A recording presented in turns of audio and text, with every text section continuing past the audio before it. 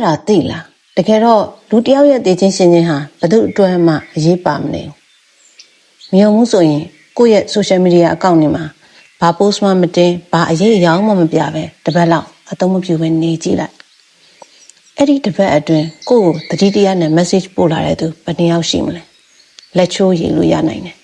ဒါတောင်တချို့ကအကြောင်းကိစ္စရှိလို့စာပို့ထားတာမျိုးဖြစ်နိုင်သေးတယ်ကိုယ့်ကိုစိတ်ပူလို့အဆင်ပြေရလားလို့လှမ်းမိတဲ့စာမျိုးကတော့ထင်ထားတာထက်ပိုနေနေမယ်ထင်တာပဲတကယ်တော့ကျွန်တော်တို့ဟာနွားချီရကွက်ထဲကဖားတငယ်တွေလိုပါပဲကိုယ်အတိုင်းဝင်ကိုယ်ပတ်ဝန်းကျင်ထဲမှာတော့ကိုကဇက်လိုက်ကိုကအရေးအပါဆုံးသူလို့ထင်မိနေတတ်ကြတယ်ကိုပြောင်းလဲမှုကဘေးပတ်ဝန်းကျင်တွေအများကြီးမဟုတ်တော့အနေအချင်းတော့တက်ရောက်မှုရှိနေမှထင်နေကြတာပေါ့ဒါပေမဲ့လေလူပဲမဟုတ်လားလူဆိုတာကိုယ့်ဘဝမှာကိုယ်သာဇက်လိုက်ဖြစ်နေမှာတော့ဇက်ရံတကောင်လောက်ပျောက်သွားတာကိုဘယ်သူကများတကူတကဂူးဆိုင်နေမိတယ်လေအခုကို postpone လုပ်ထားတဲ့ကိုယ့်ရဲ့ social media account တွေကတက်တည်ပြနေတယ်မဟုတ်လားကိုကကိုအောင်ဖြောက်ထားပြီးမဲ့ကဘာကြီးကရွေ့နေတယ် feed တွေကဆက်ရွေ့နေတယ် story အသစ်တွေဆက်တက်နေတယ် algorithm တွေကလည်းကိုရှိချင်းမရှိချင်းကို groom site ပဲသူ့လို့သူဆက်လုံနေတယ် social media ပေါ်မှာတော့ friend limit တောင်ပြည့်သွားလို့တခြားသူကထပ်အလို့မရတဲ့အနေထားအကောင်ပေါ့ဒါမဲ့တကယ်တမ်းကျတော့အဲ့ connection တွေဟာအသေးတွေပဲအပြန်အလှန်အဆက်အသွယ်ပြတ်တောက်နေတဲ့ connection အသေးကြီးတွေဖြစ် screen နောက်ကွယ်မှာငြိမ်သက်နေကြတယ်တကယ်တော့လူတွေအဆက်အသွယ်ပြတ်သွားတာဟာမုန်းလို့မဟုတ်ဘူးလေအလုပ်တွေများလာလို့ဘဝအခြေအနေတွေပြောင်းသွားလို့တနေ့တာရဲ့ပမန်းမှုတွေကြားမှာစကားတခွန်းပို့ဖို့တောင်းအင်အားမကျန်တော့လို့ဖြစ်နေနိုင်တယ်ငယ်တော့ကတော့တငယ်ချင်းဆိုတာနေတိုင်းနေပါတွေ့ရတဲ့သူတွေပေါ့ကျောင်းတက်တုန်းကအတန်တန်နဲ့စားတောက်ချင်းတူအိမ်ပြန်ချင်းတူတွေနဲ့စုံကြည့်ကြတယ်အဲ့ဒီတုန်းကဆက်ဆံရေးတစ်ခုကိုထိမ့်သိမ်းမှုအားထုတ်စရာဘယ်လိုခဲ့ကြမလဲအချိန်ကသူ့ဘာသာသူချိတ်ဆက်ပေးထားတာ哦အသက်ကြီးလာတဲ့အခါမှာတော့မတူတော့ဘူးတယောက်ကမိသားစုအတွက်ရုန်းကန်နေရတယ်တယောက်ကနိုင်ငံခြားရောက်သွားတယ်တယောက်ကအလုံးနဲ့နေမအားညမအားဖြစ်နေတယ်ဒီလိုနဲ့အရင်ကနေတိုင်းကြားနေရတဲ့အတန်တွေနေတိုင်းမြင်နေရတဲ့မျက်နှာတွေကတဖြည်းဖြည်းတိတ်ဆိတ်သွားကြတယ်တဖြည်းဖြည်းပျောက်ကွယ်သွားကြတယ်အဲ့ဒီတိတ်ဆိတ်မှုကိုလူတော်တော်များများကသူငါ့ကိုမေ့သွားပြီလို့အတိတ်ပဲဖွင့်တတ်ကြတယ်ဒါပေမဲ့ဒီခါလေးမှာမေ့သွားတာမဟုတ်ပဲတတိယဖို့အချိန်မရှိတာဆက်သွယ်ဖို့အခွင့်အရေးမရတာကိုယ့်ရဲ့ပင်ပန်းမှုတွေဖွံ့ဖြိုးမိမှာဆိုလို့ဘယ်ကနေစပြောရမှန်းမသိတော့တာမျိုးလည်းဖြစ်နေနိုင်တယ်လေလူမှုဆက်ဆံရေးဆိုတာတပင်လိုပဲတပင်ကိုရေမလောင်းမဲထားရင်ချက်ချင်းတော့မသိဘူးဒါပေမဲ့တဖြည်းဖြည်းခြောက်တွေ့လာတယ်အရွက်တွေကျွေးလာတယ်နောက်ဆုံးမှာတော့အရေးပေးနိုင်စွမ်းတောင်ပျောက်သွားတတ်တယ်လူမှုဆက်ဆံရေးတွေမှာလည်းအဲ့ဒီလိုပဲစကားတခွန်းဖုန်းကောတစ်ခုညိုဒီတစ်ချက်လောက်ကတက်ခါတလေဒီတစ်ပင်လေးအသက်ရှင်သန်မှုအတွက်ရေတစ်ခွက်ထပ်လောင်ပေးလိုက်သလိုဖြစ်သွားတယ်ကျွန်တော်တို့ကကိုယ့်ကို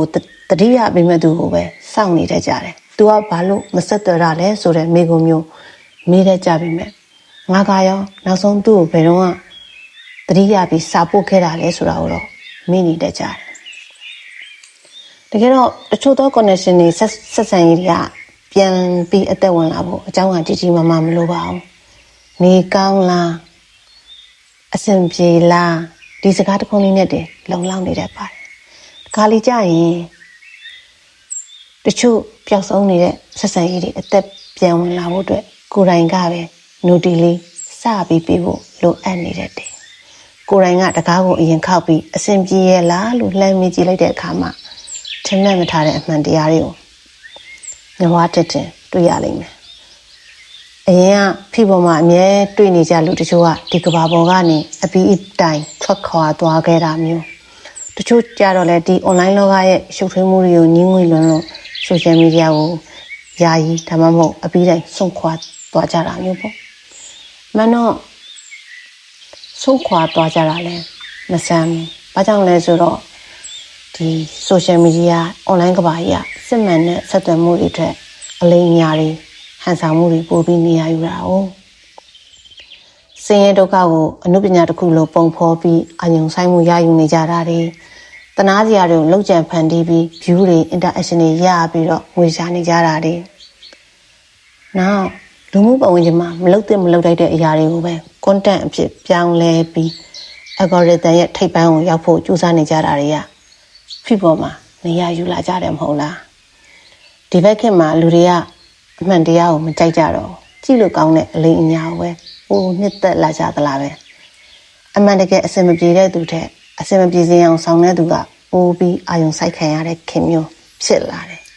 ဒီလိုအတူအယောင်တွေများလာတဲ့ပတ်ဝန်းကျင်ကြောင့်ပဲစစ်မှန်တဲ့လူတွေကအတန်တိတ်ပျောက်ကွယ်သွားကြတာပဲလေဒါပေမဲ့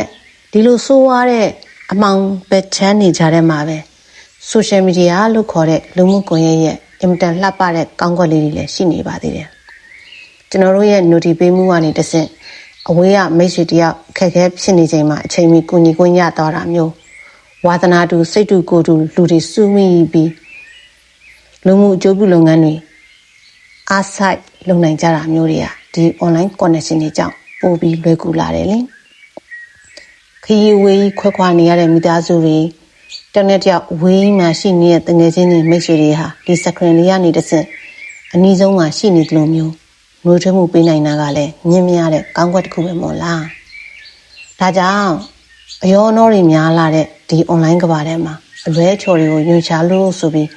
အမှောင်ချပျောက်ကွယ်သွားမဲ့စားကိုယ့်ပတ်ဝန်းကျင်က note လိုနေတဲ့ connection လေးကိုကိုယ်တိုင်ပဲအသက်သွင်းကြည့်ကြရအောင်ပါတတိတရားနဲ့ပေးလိုက်တဲ့ note တစ်ချက်စတစောင်းအစင်ပြေလားဆိုတဲ့မိကွန်းတစ်ခုကအတူရောင်နေကြတဲ့မှာမောပန်းနေတဲ့ဝေးရသူတယောက်အတွက်စစ်မှန်တဲ့ oasis တစ်ခုဖြစ်သွားနိုင်ပါတယ်လူချင်းမစုံပြကြတော့ပေမဲ့ screen နောက်ွယ်ကနေစကားလေးတစ်ခုပြောပြတာ real လေးတစ်ခုနှိပ်ပြတာအစင်ပြေလားလို့စာတကြောင်ပို့ပြတာတွေကပဲမင်းကိုငါတတိယနေတယ် view ဆိုင်နေတယ်နော်ဆိုတဲ့အတန်တိတ်သတင်းစကားတွေပေးနေတာပဲလေမပြောနိုင်ဘူးလေဒီသတင်းစကားတွေကတဆင့်ကျွန်တော်တို့